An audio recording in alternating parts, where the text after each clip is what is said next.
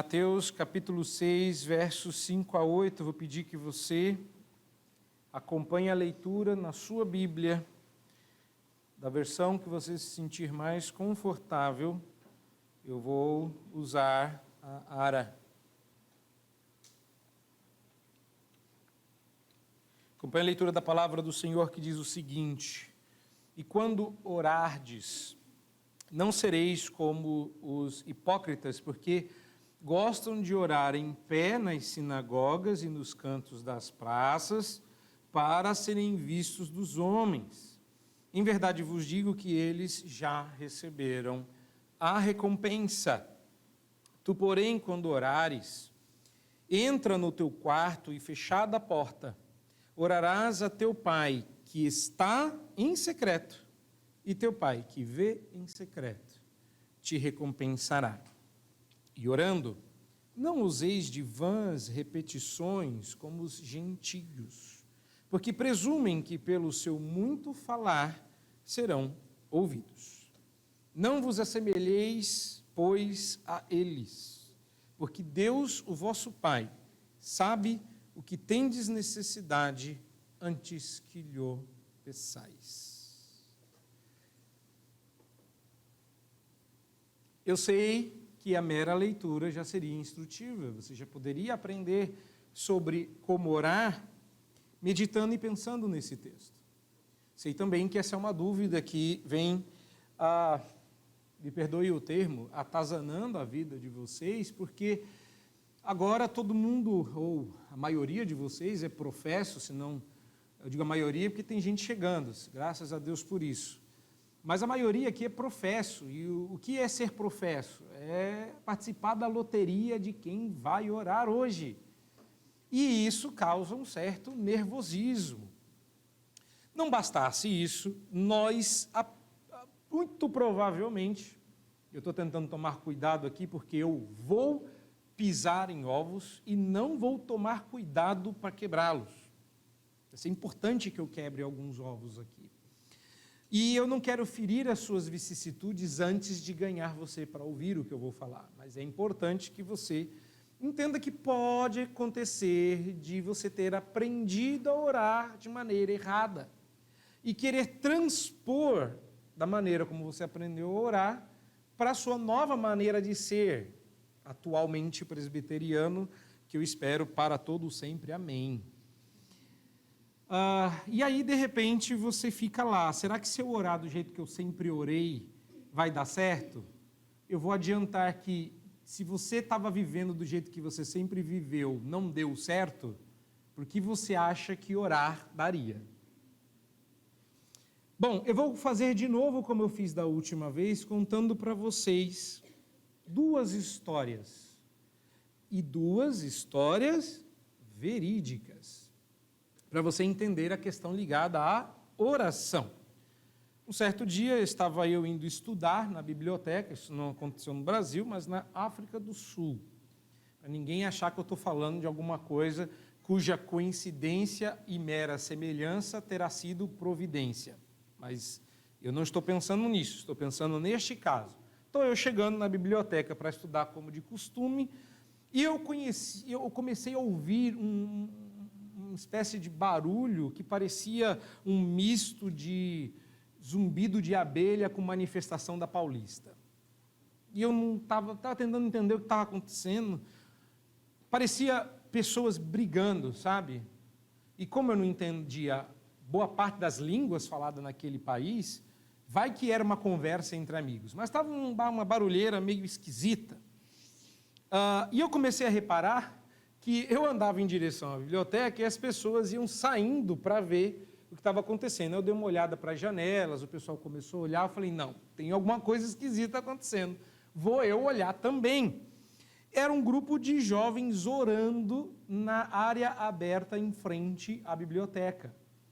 Eles resolveram, eles eram de uma igreja aí que eu não vou dizer o nome, por óbvio, não é? Porque eu não sei o nome. E eles estavam lá orando em público e, de repente, como acontece, a coisa vai esquentando, o pessoal vai sentindo à vontade, dou-lhe uma, dou-lhe duas, o que é que acontece? começa a falar em línguas. Como assim? E aí começou o pessoal a falar em línguas.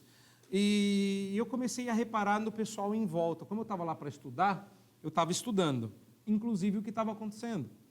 Teve quem riu, teve quem ignorou e teve quem ficou com medo do show que estava acontecendo. Porque imagina, não é? O país fala 11 línguas oficiais e eles começam a falar uma que não está no país. E vocês já sabem como é que é, né? Eu aprendi a versão importada de falar em línguas, né? E eles falam outra coisa, é outra língua dos anjos, viu? Não é a mesma, não. É outro céu, que é outra área do céu, eles falam a língua daquele céu lá. Esse é o primeiro caso. O segundo caso é a história também real de uma aconselhada minha que lutava com problemas no casamento. Eu não me lembro do caso especificamente, qual era o problema, mas eu me lembro que ela me disse que uma das suas principais reclamações é que ela havia parado de orar por conta da sua situação crítica no casamento. Então, depois de alguns poucos encontros, eu havia caminhado com ela no sentido de que ela retornasse à vida de oração. E ela estava disposta. Então, disse que ia fazê-lo aquela semana. Eu fiquei feliz com a notícia e, em tom de brincadeira, eu apenas disse, só não esquece de fechar a porta quando você for orar. E aí ela parou na porta, olhou para mim e respondeu, mas se eu fizer isso, meu marido não vai me ver orando por ele. Duas situações que aconteceram neste século, poucos anos atrás, pouquíssimos anos atrás. Curiosamente, as duas situações são previstas no texto, e elas foram reais. Uma delas eu participei, a outra eu vi, e eu acho que vocês já sabem qual que eu participei e qual que eu vi. E é claro que você poderia acrescentar mais alguns outros bons exemplos para falar sobre hipocrisia na oração. Como, eu não vou falar aqui de exemplos, mas citá-los, não é? Como, por exemplo, aquelas pessoas que vão orar sozinhas no monte, vem Satanás, tira uma foto e publica no Face da pessoa. Não é? Não é isso? Não tem um monte de gente que vai orar sozinho e tem uma foto provando isso? E você chega a ver o fervor no rosto da pessoa quando ela vai orar, não é? Eu não sei o que uma pessoa dessa que publica a foto de si mesmo orando quer no final, que alguém escreva como comentário, que piedoso, não é? Mas, ok. Meu problema é que eu fico pasmo de ver que aquilo que o Senhor Jesus ensinou que era pecado se tornou sinal de piedade. Hipocrisia, paganismo, ostentação. Eu entendo que haja momentos em que a gente perca o rumo e, sei lá, pare de orar, ore errado, fique nervoso, mas o que eu tenho visto é coisa muito pior, é aquilo que Jesus disse que não era para fazer, sendo ensinado para ser feito e sendo feito. E as pessoas que criticam isso são tidas por não piedosas, são tidas por críticas em excesso, e a gente acaba orando, mas não como um cristão. E a pergunta é essa, né? Como é que a gente faz para orar como um cristão? Como é que um cristão devia orar? Inclusive, esse é o título da mensagem. A oração é um assunto muito importante para Jesus, mais importante que doação e jejum. Como é que a gente sabe disso? Se você olhar para o texto que a gente está expondo, a porção anterior, imediatamente anterior, é a porção sobre doação. E 2 porções depois é sobre jejum, ou seja, Jesus gasta o dobro de tempo para falar sobre oração do que gastou para falar sobre doação e jejum. E o objetivo é mostrar como num quiasmo, que a parte central, como numa moldura, é a parte central, a figura mais importante. Então, ele fala sobre doação, fala sobre jejum, mas o foco está em oração. Então, como um quadro, você pensa um quadro que tem uma moldura, e o importante não é a moldura. Ninguém põe uma moldura na parede para que a moldura seja elogiada. A moldura deve apontar para o quadro. Se a moldura chama mais atenção que o quadro, alguma coisa está errada, não é? Pois bem, exatamente isso que Jesus está fazendo aqui. Então, o que nós vamos aprender hoje, a partir da exposição destes versos, servirá para orientar vocês a orar na igreja, liturgicamente, quanto para orar pessoal e intimamente com o Senhor. É óbvio que essas exposições não pretendem ser exaustivas. Não é um curso rápido de oração em 5 passos, óbvio. Não é? Fiz um curso de oração de 2 semanas. Não, você não fez, nem estou dando. Existe muita coisa para ser dita sobre oração, mas muita mesmo. João Calvino gastou mais tempo falando sobre oração do que sobre soberania de Deus. E a doutrina que todo mundo conhece do calvinismo é a soberania. Mas ele fala muito mais sobre oração. E a gente não ora, não conhece, não lê sobre o assunto como deveria. Bom, eu, entretanto, acredito que estas orientações serão suficientes para dar a vocês linhas guia para orar de maneira satisfatória. Lembrando aqui que o que o Senhor nos ensina a orar de maneira correta é para que você ore como na condição de filho do Pai Celeste, na minha maneira de dizer, como um cristão. Por que eu estou dizendo isso? E aqui não é uma lição ainda, mas uma bordoada. Se Jesus está nos ensinando como orar, e Ele não está ensinando a gente a orar como um crente do Antigo Testamento, mas como um crente do Novo em diante, como um cristão, eu ouso afirmar que orar desta forma é orar como um cristão. Logo, orar de modo diferente é não orar de jeito nenhum ou orar como um pagão, que no final dá no mesmo, é não orar. Você quer saber como orar? Preste bastante atenção no que nós vamos ver aqui. Algumas coisas que a gente já sabe do contexto para a gente poder entrar nesse texto um pouco mais de conforto. Tá? Primeiro, nós já sabemos como esse texto está estruturado. Acabei de lembrar a vocês. Nós também já sabemos que hipocrisia ostenta. Nós já vimos isso. Isso não mudou agora. Hipocrisia ostenta. A hipocrisia gosta de aparecer. Se não tiver ninguém para ver a hipocrisia, o hipócrita não faz barulho. O hipócrita não faz som, o hipócrita não tem imagem. O hipócrita precisa de plateia. E se é aplauso que o hipócrita quer, dê. Porque é tudo o que ele quer. E a gente também já sabe que se é tudo o que ele quer, é tudo o que ele vai receber. Ostentação é o grande tema unificador destas passagens. Eu estou focando em outras lições, mas o tema dessas passagens, eu não me engano, é a ostentação da piedade ao invés da piedade em si. Ou seja, Jesus está corrigindo a ostentação para que a gente seja verdadeiramente piedoso. E o que a ostentação ou a hipocrisia gosta de fazer? De usar formas legítimas de piedade para favorecimento pessoal. Esse tema permanece nesse texto porque ele diz no verso 5 para que nós não oremos como os hipócritas, porque eles gostam de ser vistos pelos homens. Curioso porque na época de Jesus quem faziam isso, diz o Senhor, eram os fariseus e hoje são os crentes. Não deixa de ser a mesma coisa, portanto. Entretanto, se a hipocrisia ama aparecer, o Senhor detesta ostentação. A gente ama. Deus detesta.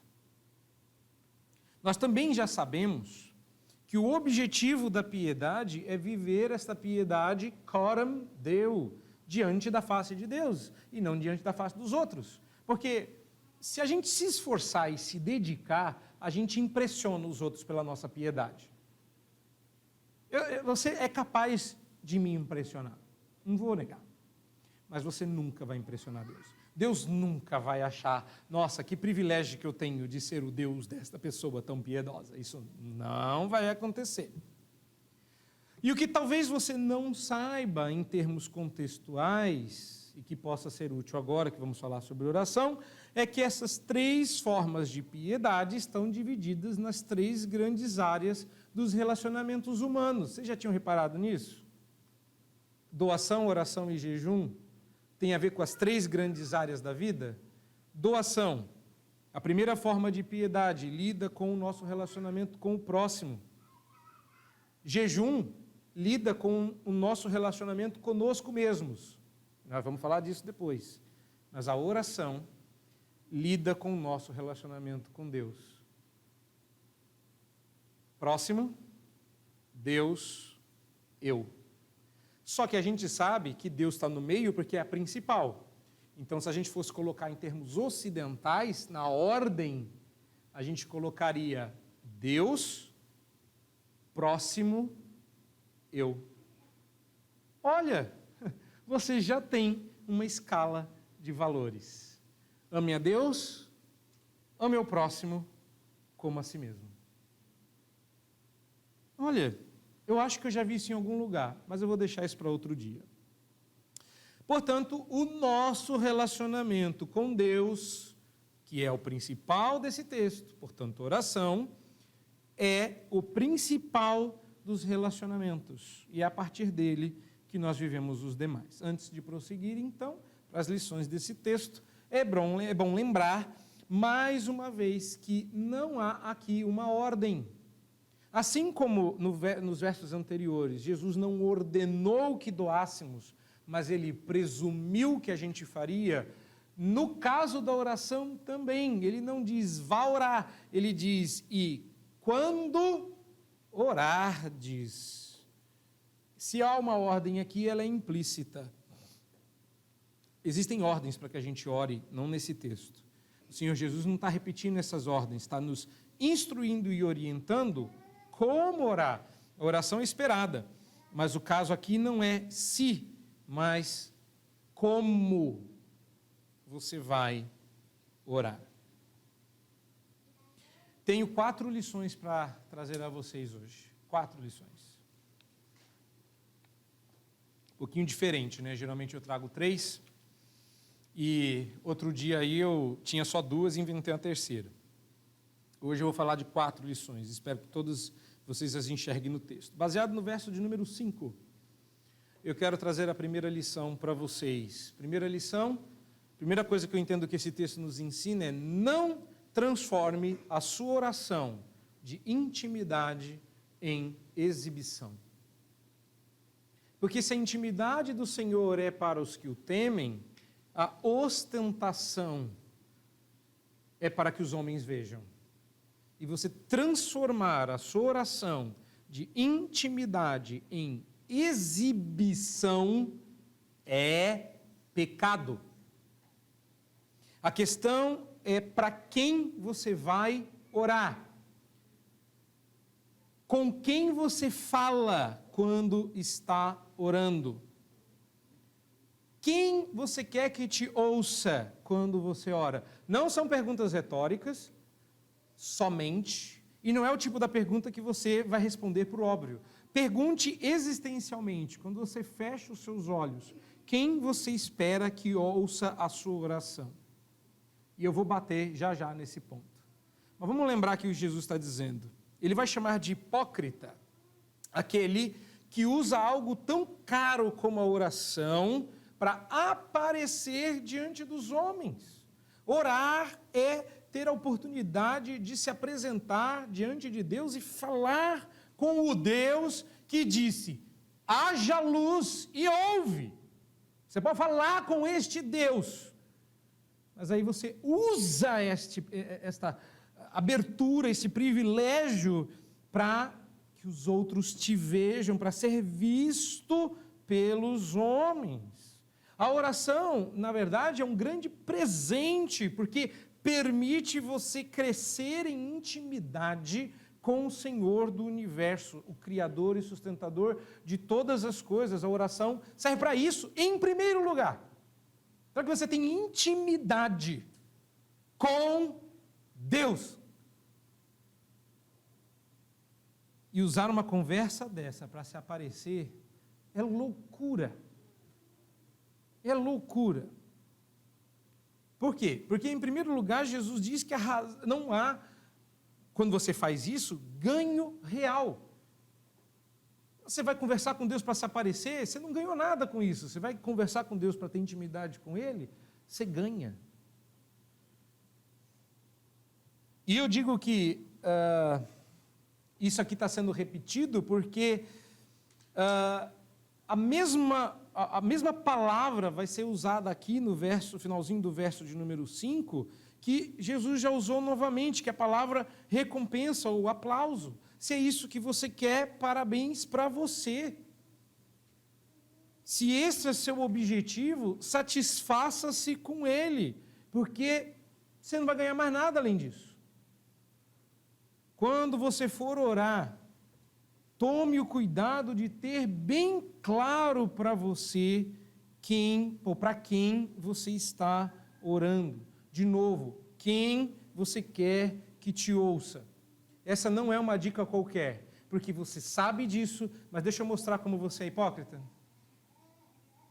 Não é tão fácil assim. Tem gente que quando vai orar em público fica zonzo, fica tonto. Todo mundo pecador já passou por isso. Que pede para orar, o mundo começa. Aí você tem que segurar uma cadeira que você vai cair. Eu já vi gente, já ouvi, eu ouvi gente cair, porque ficou tonto quando foi orar e caiu no chão. Tem gente que fica nervoso quando vai orar em público. E o ponto é, quando você fecha os olhos e vai orar e fica nervoso, fica zonzo, dá tontura, dá gagueira, dá loucura, tudo isso é porque você vai falar com Deus? É? Tudo isso é porque você está nervoso, porque você vai falar com o Deus do universo, porque você vai se apresentar diante do Criador? Porque se for, eu entendo. Eu entendo. A primeira vez que eu subi no púlpito, eu tinha 17 anos. Eu não tinha feito seminário. E as minhas pernas tremiam, visivelmente. Graças a Deus por púlpitos de madeira. Quando eu terminei de pregar, foram longos e cansativos 10 minutos. Eu me lembro de ter falado para o reverendo Onésio que eu estava nervoso porque eu estava super concentrado em pregar, eu tinha medo de falar besteira, pedi para todos os professores e pastores que eu conhecia na igreja olhar o meu esboço. Um deles já tinha até dito, você não vai levar 5 minutos para dizer isso, aumenta. Aí eu dobrei e deu 7 minutos, que na hora de... Bom, deu 10 no final, não adiantou muito. E eu estava muito desconcertado, porque eu estava muito nervoso. Se eu estava piedoso ou não, eu não sei, mas o que eu ouvi me ajudou. Ele falou, Jonatas, mas é bom que você suba tremendo para o púlpito. Eu, é bom? Ele falou, é porque no dia que você parar de tremer, é porque você parou de temer. Enquanto você temer ao Senhor, é bom que você trema. Aquilo foi tão bom para mim que eu comecei a me perguntar se eu estava tremendo pelo motivo certo. Agora, se você fica nervoso, dá tontura, dá zonzeira, dá loucura, dá gagueira, porque você vai falar com Deus, então eu imagino que essa seja a mesma sensação que você experimente lá no seu quarto. Você está falando com o mesmo Deus. Agora, se você passou por tudo isso quando vai orar publicamente, porque você está levando em conta as pessoas ao seu redor, então você já parou de orar para Deus ouvir e passou a orar para as pessoas ouvirem. Quem você quer que ouça a sua oração? Porque no momento em que você está se preocupando, o que é que as pessoas vão pensar da minha oração, você parou de temer ao Senhor e passou a temer homens. Se o temor do Senhor é o princípio da sabedoria, o temor aos homens é o princípio da loucura. Eu entendo que até a responsabilidade de guiar toda a congregação em oração não é um peso tão grande aos ombros, porque nós somos sacerdotes, porque nós não somos, sacerdotes uns dos outros. Não sei se vocês sabem, para quem não sabe, a igreja presbiteriana é uma igreja reformada, e a teologia reformada diz que ninguém é sacerdote um dos outros, porque todos temos o mesmo sumo sacerdote. Somos sacerdotes de nós mesmos. A gente chama isso de sacerdócio universal dos crentes. Ou seja, você não é um sacerdote carregando o peso de toda a congregação quando você vai orar a Deus. Então, nem isso devia ser um peso tão grande para fazer a sua língua virar do avesso, o seu cérebro revirar dentro da cabeça e você ficar tonto, louco e zonzo. Todos nós somos sacerdotes de nós mesmos diante do sumo sacerdote. Quando oramos, não nos representamos vicariamente, nós temos comunhão. Essa é a razão pela qual a gente diz amém no final, para dizer eu estou com ele, eu faço das palavras dele as minhas. Por isso eu presto atenção, não para ver se você vai errar, mas para ver se no final eu consigo concordar, para ver se eu digo amém. Mas se você é crente igual eu, provavelmente que sim. Então me permita alertar quanto à possibilidade da gente querer ser ovacionado de forma discreta ou pública quando nós oramos. Porque se você está orando e no final você quer que as pessoas digam, nossa, presta atenção, é sério isso, mas que oração que você fez, hein? Rapaz, ensina-me a orar. É isso que você quer ouvir depois? O pastor chamou fulano, não sabia nem que ele orava desse jeito, eu pedi para ele orar para minha mãe. Quem sabe... Se você é do tipo que fica nervoso quando vai orar em público porque não sabe falar bonito, a minha pergunta é, bonito para quem? Você acha que o jeito afetado de falar de qualquer pessoa no mundo vai impressionar Deus? Você acha que se eu pedir para Manuel Bandeira orar, Deus vai ficar impressionado com o português dele? É sério?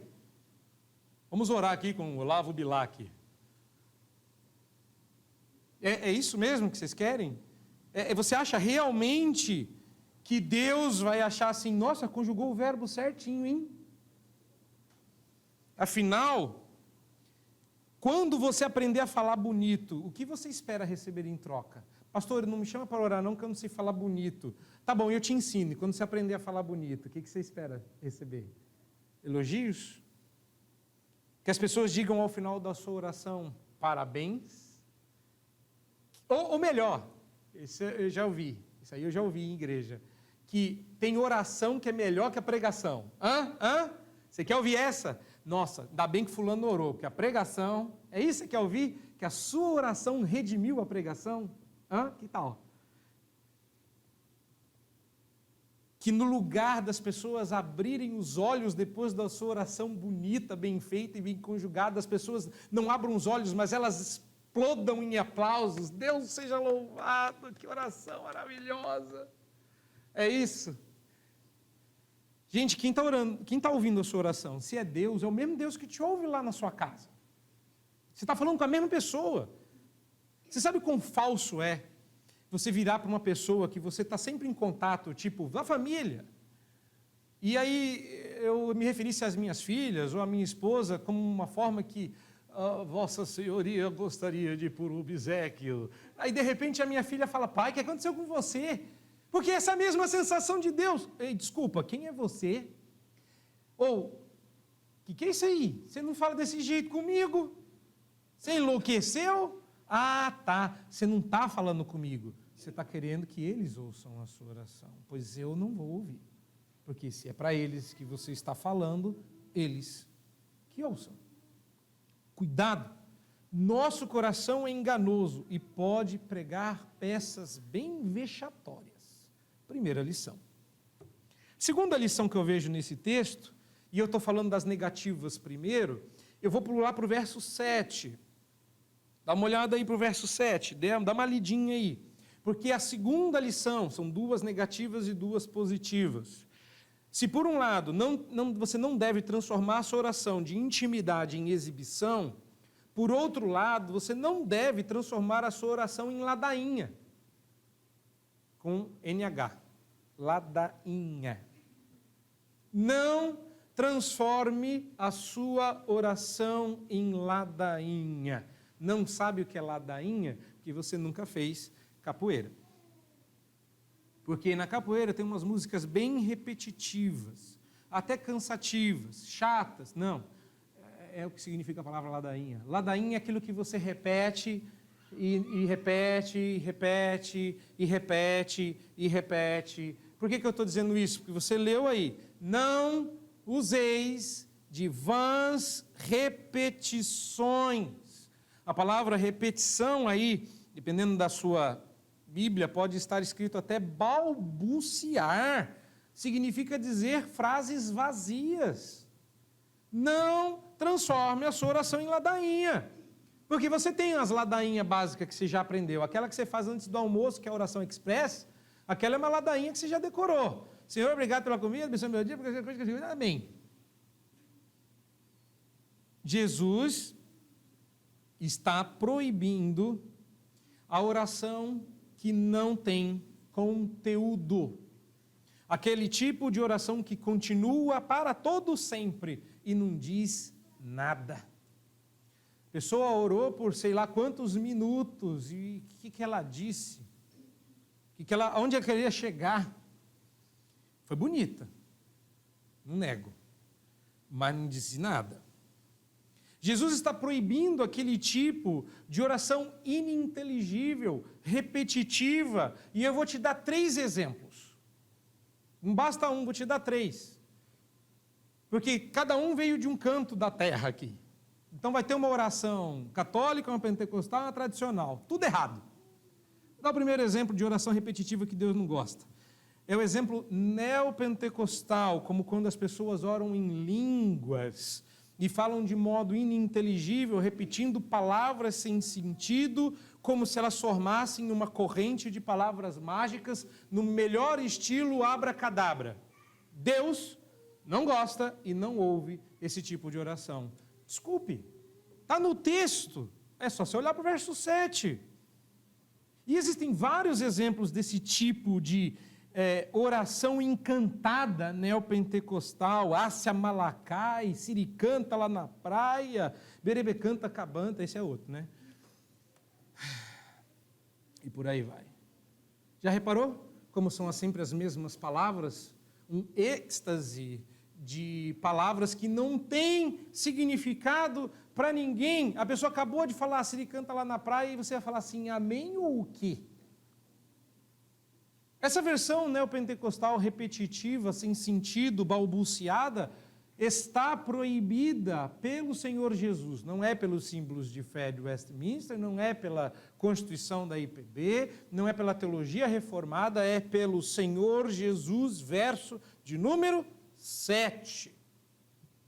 Deus também, esse é o primeiro exemplo, Deus também nos proíbe a orar a versão tradicional da oração repetitiva e vazia, como quando a gente usa o nome de Deus em vão, quando nós oramos. Que não basta ser um pecado contra a oração, ainda pega contra os 10 mandamentos.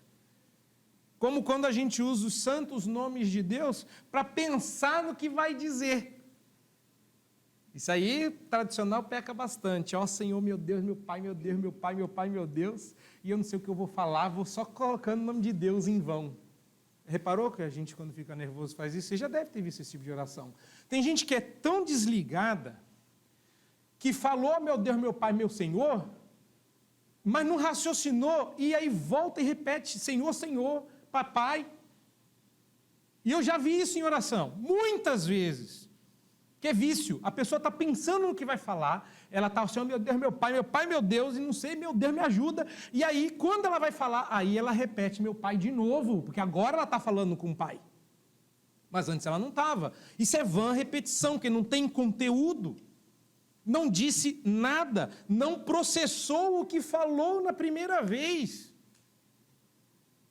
Então, quando você for orar, tem problema você ficar em silêncio alguns segundos e pensar no que você vai falar, ao invés de ficar assim, oh, meu Deus, meu Pai, meu Deus, meu Pai, meu Pai, meu Deus, meu Senhor Jesus, e você fica gastando o nome de Deus em vão. Isso é errado, isso é pecado, Deus reprova. E, óbvio, que essa injunção do Senhor Jesus também condena, aqui um terceiro exemplo, as fórmulas peticionais repetitivas tipicamente católicas. Senhor Jesus, tem misericórdia de mim. Senhor Jesus, tem misericórdia de mim. Senhor Jesus, tem misericórdia de mim. Senhor Jesus, tem misericórdia de mim. Ou então, reze tantas orações, tantas vezes, repetições.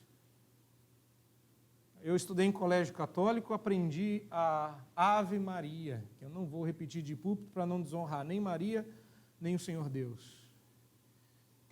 Eu só sei que depois da terceira e quarta repetições, você já não está mais raciocinando o que você está falando. Isso é vã repetição. Dei 3 exemplos porque esses 3 exemplos acontecem. Eu me lembro quando adolescente, a nossa igreja tinha o costume de fazer cada domingo o culto de alguém. Então tinha o culto das crianças, o culto dos adolescentes, o culto dos jovens e o culto dos velhos. Domingo que tinha 5 domingos, finalmente um culto só para Deus. Mas o resto era distribuído na igreja mesmo. E no culto dos adolescentes, os adolescentes oravam. Por isso que eu tomo o cuidado de só chamar para orar quem é mesmo professo. E eu me lembro que haviam brincadeiras. Como é que um pastor não percebe isso? Eu saberia dessas brincadeiras, mas nós parece que não percebia. A gente apostava quantas palavras difíceis a gente ia falar na oração. Tinha vezes que a gente ia com um papelzinho, com as palavras que a gente ia usar. Onipotente, onipresente. Tinha vezes que uma pessoa estava combinada para orar e levava o papelzinho, e outra era chamada, a gente virava para trás, pedia o papel para orar a oração, porque a gente tinha combinado. Foi antes de te conhecer, calma.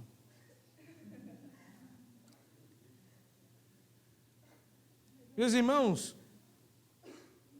Deus é muito bom, porque se a gente vivesse no Antigo Testamento, eu não seria o pastor de vocês, eu já estaria morto. Deus perdoa a iniquidade, mas Ele não ouviu nenhuma daquelas orações. Por como é que eu sei? Porque eu não orava, isso não era oração. A gente orava uns para os outros, mas um dia Deus me convidou para um passeio com Ele. Ele me fez sentar e conversar com Ele. Me pôs sentado numa cama de hospital, com leucemia, para que eu tivesse um tempo com Ele a sós. E eu me lembro da cor do teto, eu me lembro das formas do teto, e de quantas vezes eu orei para Ele, porque só estávamos nós 2 no quarto de hospital. Isso muda.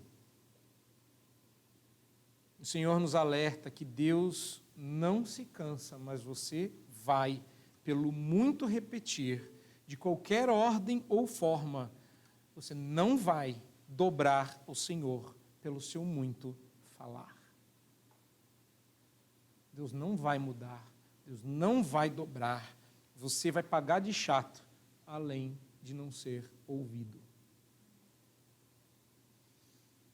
Agora vamos falar de algumas orações, 2 que podem ajudar vocês. Isso você não deve fazer. E o que eu devo fazer? Vamos falar das positivas. Verso de número 6. Tu, porém, quando orares. Primeira lição positiva. Ore com confiança. Ore com confiança. Onde é que está a confiança aqui? Bom, fique atento ao detalhe. Eu vou pensar no verso 6, mas eu vou também pensar no verso de número 8. O Senhor Jesus não simplesmente nos informa que Deus é uma divindade que caridosamente se dispõe a ouvir suas criaturas. O Senhor Jesus lembra, através de uma expressão com a qual Jesus começa, inclusive, o Pai Nosso, que está presente nessa perícope, que está lá no verso de número 8. Deus, o vosso Pai, que está nos céus.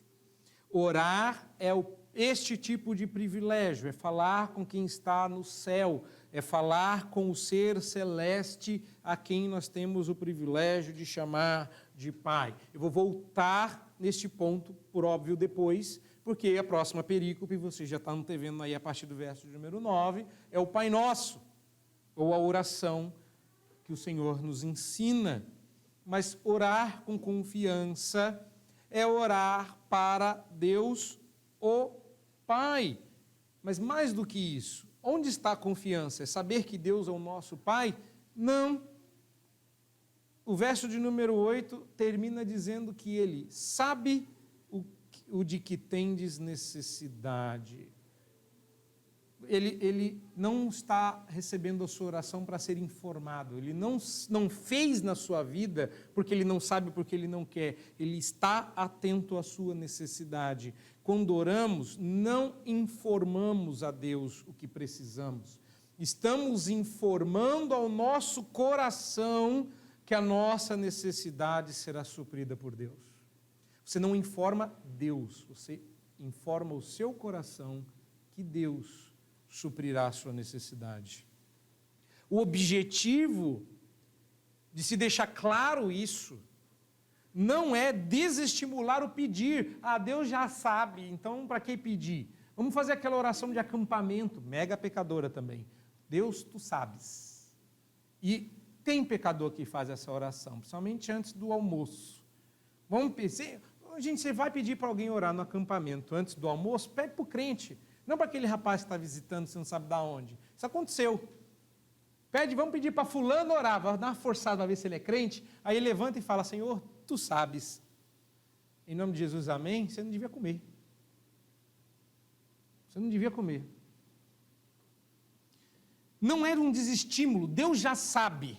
Então não vou pedir. Não, é justamente o outro ponto, é um estímulo a encorajá-lo a buscar com confiança, sabendo que Ele quer nos dar, porque Ele é o nosso amado Pai. Meu Deus, Ele já sabe, Ele sabe do que você precisa antes que você peça, então Ele quer que você peça para que você aprenda. Não entendeu ainda? É que vocês não têm criança pequena. Porque vocês vão ter criança pequena. Você também. Quando a criança é pequena, você quer dar, óbvio. Mas o que você faz? Você segura para ensinar a criança a pedir. Água. Você fala, não, fala água. Fala água. Aí você dá água. Fala, por favor. Você quer dar, você vai dar. Mas você está ensinando a criança a pedir. O que você acha que é oração? O que você achou que fosse oração? A oração é Deus te ensinando a pedir como filho. Não é diferente com você. Deus soberanamente nos põe em situações que expõem as nossas necessidades para que a gente aprenda para quem pedir. Então peça com confiança. Quer uma dica prática? Daquelas que ensinam você a orar? Pare de dizer em suas orações que Ele possa. Senhor, que Tu possas. E aí, você está torcendo para Deus? Espero que o Senhor possa, hein? Estamos aqui na torcida. Ele pode. Então não torce para Deus. Não diga. Peça. Vá direto ao ponto. Senhor, que Tu possas... Que Tu possas? Você sabia que isso é presente do subjuntivo? Indica possibilidade e não certeza? Vamos usar aquele indicativo que é mais fácil, né? Que a gente aprende primeiro. Senhor, ouve. Senhor, perdoa. Senhor, atende. Engraçado, está na Bíblia esse tipo de conjugação. Seja direto, simples. Será que Deus pode? Eu não sei se Ele quer. Então, peça. Só diga. Seja confiante. Cuidado com o uso da língua também. Não fale em oração como se houvessem dúvidas. Fé é certeza. Você vai pedir para Deus curar alguém do Covid, você está torcendo? Peça. Deus tem misericórdia, Deus ouve a nossa oração, atende o nosso pedido, cura. Não, Senhor, que tu possas. Tu podes. Se queres, eu não sei, mas uma coisa eu sei, eu quero. Então eu peço. Criança não fica perguntando, pai, se tu puderes. Eu queria que nascesse uma criança dessa, mas não vai não. Eu quero. A única diferença é que Deus vai falar assim, por favor. Ele vai ensinar você a pedir. Eu sei que nem sempre a gente fala errado porque duvida, a gente fala errado porque a gente não domina bem a língua, não é? E graças a Deus pelo Espírito Santo que corrige as nossas melhores orações, mas quem te ouve e acompanha as suas palavras, quer dizer amém no final. E ele não sabe disso. Você sabia que não é todo mundo que vem à igreja, até mesmo aqui, que tem certeza de que Deus possa? E que vai ganhar essa certeza no momento em que você disser, Senhor, atende. Ei, esse cara aí tem intimidade com Deus, cadê o Senhor, se tu puderes? E a pessoa dizendo, Senhor, faz. Isso aconteceu comigo uma certa feita. Eu já era seminarista, então seminarista é sempre chamado muito para orar, e ser pastor é pior, né? Eu sempre vou orar, onde quer que eu estiver presente, sempre serei eu. E eu me lembro dessa vez que estávamos na casa de um amigo, inclusive quem estava dando o estudo, para você que está aí na internet, era o reverendo Tarcísio, e ele me pediu para orar. E eu orei, normal, como sempre oro, e depois que acabou o estudo, uma pessoa que estava visitando, me procurou e falou assim, você tem intimidade com Deus? Naquela hora foi a primeira vez que eu fiquei sem graça para alguém ter dito isso. Não, sim ou não? O que eu respondo a uma pergunta dessa? Não, super tenho. Não, nem sou crente. O que você diz? Aí eu perguntei a melhor pergunta que eu podia fazer na hora. Por que você acha isso? Falou, porque você falou com ele como se vocês fossem amigos. Bom, eu já tinha saído do hospital. Eu acho que depois do que a gente passa na vida, depois de você aprender a orar pela sua vida, pelo seu casamento, pelos seus filhos, chega uma hora que você e Deus vão ficar íntimos. Esse é meu maior medo, as dores que eu vou ter que passar quando a Thaís nascer, porque ela vai me pôr para orar muitas vezes. E eu vou ficar mais próximo de Deus, porque não é mais próximo dela, é mais próximo dele que eu fico. Falando em proximidade, a quarta e última lição é essa. Ore com intimidade. Orar com intimidade não é aprender maneiras que impressionam os ouvidos mais incautos com coisinhas bobas do tipo paizinho, papai, ou a troca infeliz dos pronomes respeitosos por um indiscreto você. Isso não faz que vocês tenham intimidade com Deus, porque esse tipo de linguagem informal com Deus não é sinal de intimidade, é sinal de desrespeito. Querem intimidade com o Senhor? Você acha que isso é impossível? A gente já viu que essa intimidade é para os que o temem, no verso de número 14 do Salmo 25, mas se você abrir a Bíblia em Provérbios 3, 32, você também vai ler lá, porque o Senhor abomina o perverso, mas aos retos trata com intimidade. Esse é o filho falando o que aprendeu com o pai. Salmo 25, Provérbios 3, 32. Verso 6 agora, mas focalmente falando. Quer ter intimidade com o Senhor? A dica não é troque os pronomes, a dica não é fale paizinho, a dica é entra no teu quarto e fechada a porta, orarás a teu pai que está em secreto. Sua oração pública vai ser enriquecida com as palavras e as expressões que lhe forem comum no trato com o Senhor em secreto. E isso só é conseguido quando a gente adquire o costume de orar em secreto, ou seja, de procurar a Deus a sós, de conversar com Ele quando não tiver mais ninguém por perto, porque, veja bem, quando a gente tem intimidade com alguém, a gente fala com esse alguém em público de maneira normal. Como, por exemplo, sei lá, você vai se referir à sua esposa e usa uma palavra que você usa normalmente. Esses dias eu estava aconselhando um casal que está para se casar, e aí ele virou assim para ela e disse, não, ela virou para ele e falou assim, ô lindo. E eu falei, intimidades, sem intimidades. Só que ela virou em público, ela falou, lindo, vem cá, não sei o quê. Aí eu, olha só, uma outra coisa é querida, amor. Você tem intimidade com essa pessoa? Elas estavam falando entre si, né? Obviamente, o casal falava entre si, não falava comigo. Eu falei, olha que legal. Isso é intimidade, porque eles se falam assim. Agora, como é que você fala com Deus? Quando você for falar publicamente, você vai falar do mesmo jeito, aí a gente tem acesso à maneira como você fala. Intimidade não é você, o cara lá de cima. Intimidade é conversar com Deus quando ninguém está por perto. E orar em público é deixar seus irmãos ouvir uma conversa que você está tendo com seu pai.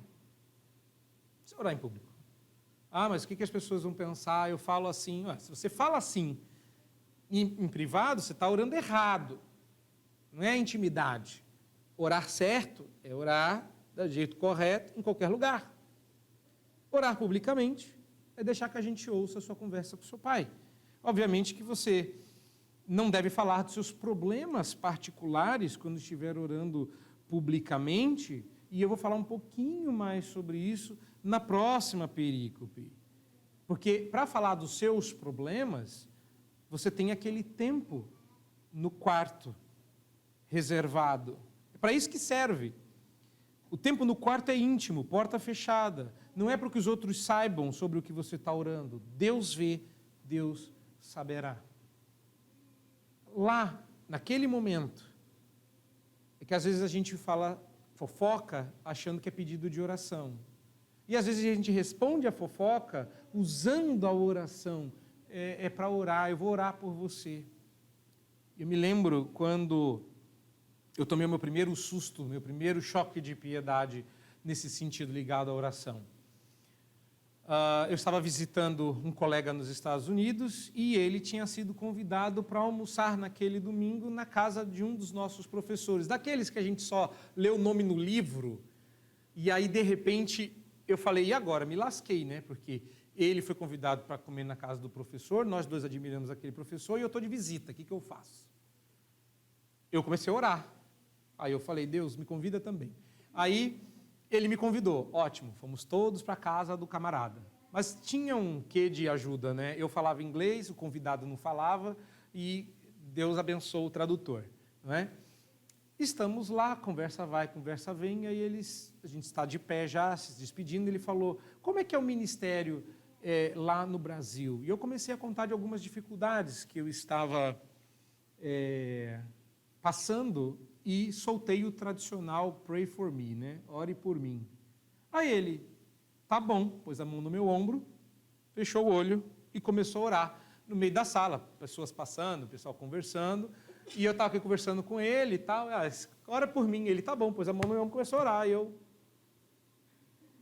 vamos orar então.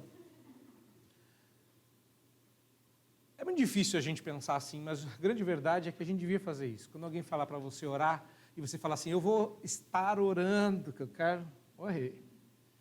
Eu vou estar orando, é o famoso, deixa eu ir embora, não quero ficar mais ouvindo seus problemas. Mas se a pessoa pedir oração e você está disposto a orar, por que não orar na hora? Porque as pessoas vão ver, hipócrita.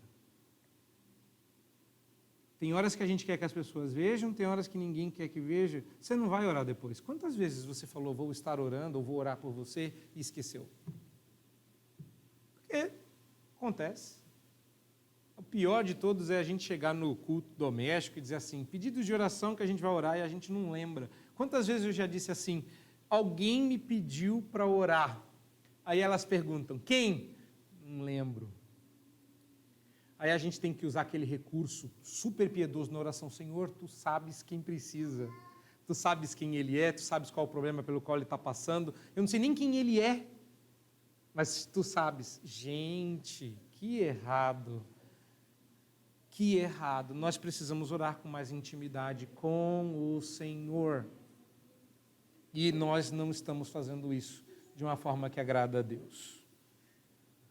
Orar pode ser muito complicado, mas na verdade é algo muito simples. Jesus nos ensina a orar com 4 princípios básicos aqui. Não transforme sua oração em exibição, não transforme sua oração em ladainha. Ore com confiança e com intimidade. Semana que vem tem mais. Mas eu espero que com isso vai ficando um pouco mais claro como você deve orar. Você tem uma semana para se preparar. Semana que vem nós voltamos com mais sobre oração. Mas que Deus nos abençoe desde já. Amém.